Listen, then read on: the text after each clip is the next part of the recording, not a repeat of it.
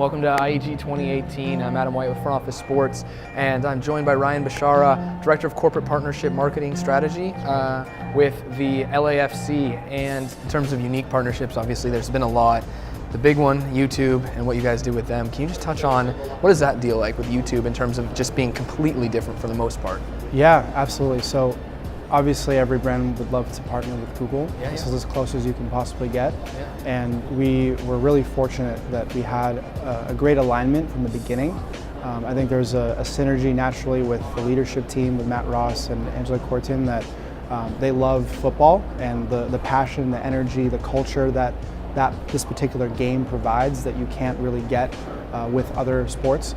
And so on top of that, when they're creating a brand new sports marketing content strategy, and we're creating a brand new sports team or club, in this case an LAFC in such a big market, and their offices are very nearby, the local approach plus our both of us, even though it's Google, it's still a startup, right? The fact that we're kind of crescendoing at the same time and coming together, it's pretty awesome to be able to build out both of our strategies simultaneously, and so that was a natural fit. So with that in mind, really the partnership was centered around creating great content. So the play button on the front of the jersey is merely just the tipping point, right?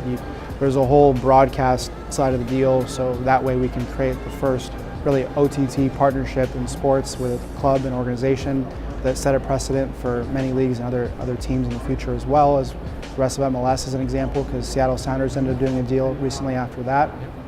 And on top of that, it goes far beyond just the broadcast. We'll be creating content throughout the year that they're providing us the resources and support to do so, and then a great platform to distribute it. So in short, we have the ability to create one of the most creative partnerships ever done, and then you have built-in creator studio through YouTube and all those things, and the collaboration, the events we can do together that it really engage people to create more content and empower them to do so. It's a natural fit. And just in terms of everything nowadays, with a lot of the stuff that these partners want, so we saw in the conference that social media assets has become second largest get in terms of what they're asking for. So that YouTube partnership is probably going to help with that and giving you those tools to make more content for partners that you can leverage that against, right? Yeah, absolutely. Yeah. So to that point, right, all these different content platforms that will create the different series and segments that people will get used to seeing and engaging with, that'll be organic and tell great storylines. All those things, to your point, are great revenue opportunities for us as well. And on top of that for them too, because of course their platform, the more people, the more they can monetize, and it's mutually beneficial. So I think again, there's so much we're going to create.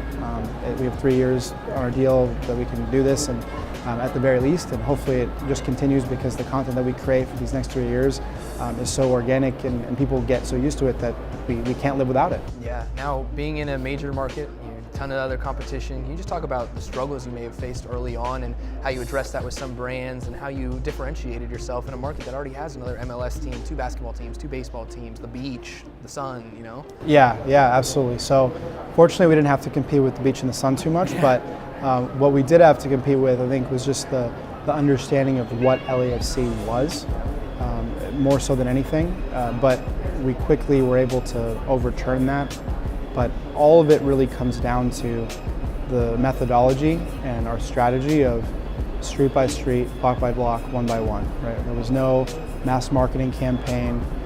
There wasn't a need to feel like we had to compete in the papers or on billboards throughout the marketplace, because in the end, the people of Los Angeles can all still be fans of all of the teams if they choose to, right? So there's no need to steal people or audiences, and we weren't targeting at all, honestly.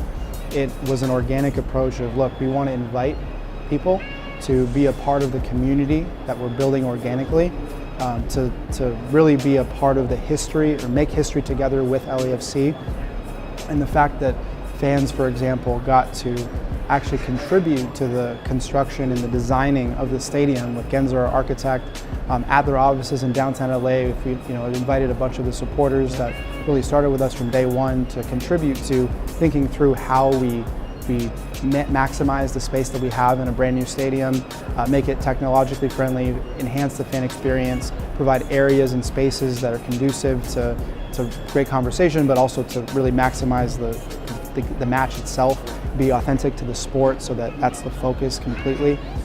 All those things are a part of it, and so having those moments where you have that organic engagement from fans by involving them really took it to the next level, because they from there became the best ambassadors we could have had, and that created what is now the 3252 supporters group in Union that really is going to be the heartbeat of the stadium. With just the upstart of the MLS and soccer in general, these fans are incredibly passionate, incredibly vocal. You're not seeing any other fans at any of these other stadiums stand for the whole entire time and cheer and bang and throw flares. I mean, that's the soccer nature, but that translates into a much more engaged fan base on social, everywhere else. I mean, how does that make it easier for you? Yeah. So I'll give you a pretty good example that we did with Heineken, which was pretty cool, right? So talking about that fan inclusivity and contribution to what we're building. Back in October 2017, we did a design session with our supporters group, Heineken themselves, our leadership team, their agency, Corso Agency, and all of us together at Gensler's offices to create what is now going to be their first supporters bar in the stadium that's presented by Heineken and all of that. The design, the aesthetics, the incentives for fans to make sure that people want to go there, that it becomes really the home within the heartbeat of the 3252. And you don't get that if you don't have that kind of culture, and it only feeds it even more and more. So we were really fortunate to have that engagement from day one, and it's grown from a few hundred now to this 3,000 plus in that supporter section, and obviously our full membership fan base. And so I think a lot of people, because all of the fan engagement that we've generated has been driven by that culture, and all the content that you see showcases it pretty prominently, it's really promoted and enticed a lot of the fans that are a part of it that have our memberships, because they see that it's much more than just a ticket. It's much more than even just a membership.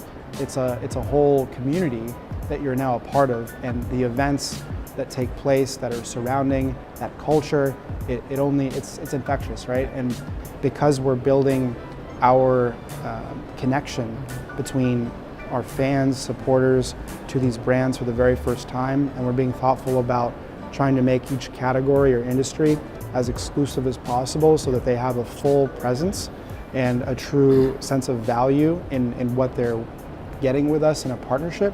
It only grows what we can do together and makes it even more valuable. So last one here, where does LAFC and the partnerships go from here into year 2 and 3 and 4 and 5 in your opinion? Yeah, so believe it or not, there's still plenty to monetize, and a lot of great content to create more than anything. So there's so much more we can do with the community specifically to really improve the lifestyle of the fans around downtown Los Angeles, to make sure we're supporting the next generation of kids and adults for the future. And so that's something that we want to partner with brands on top of the fact, of course, that we have our academy system, which is still growing. We have a brand new performance center that's on the campus of Cal State LA that still has room for growth there, and we haven't been able to partner for that yet.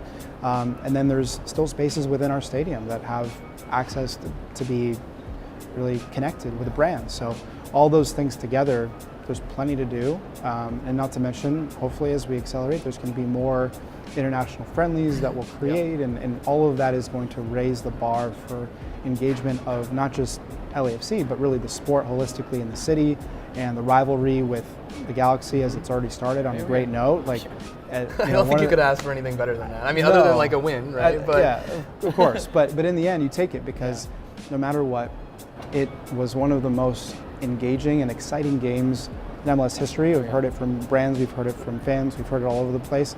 So to be a part of something like that is incredible, and imagine what it'll be in our stadium the next time in July. Imagine what it'll be in 5 years after all of these games we will have played.